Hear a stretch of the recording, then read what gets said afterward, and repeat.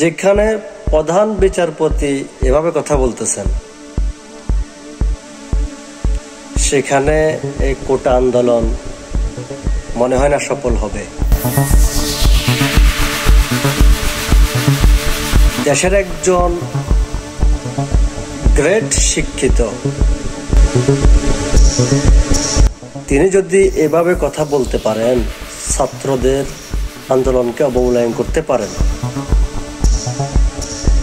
তাহলে এবার কোটা আন্দোলন সফলতা পাবে বলে আমার মনে হয় না।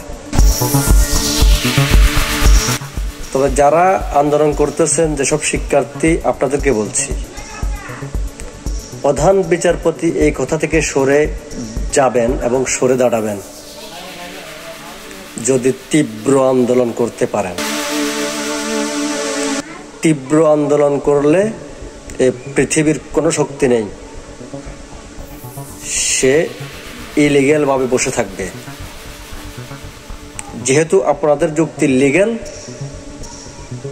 তাই তীব্র কঠোর আন্দোলনের মাধ্যমে এই লিগ্যাল বিষয়টিকে অবশ্যই প্রধান বিচারপতিকে মানাতে হবে, কারণ তীব্র আন্দোলন ছাড়া কোনো কিছু আদায় হয় না।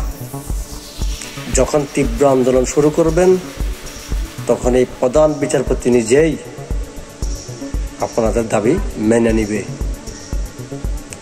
তীব্র আন্দোলন ছাড়া, লক্ষ লক্ষ ছাত্র ছাড়া, কয়েক হাজার ছাত্র দিয়ে কিছুই হবে না।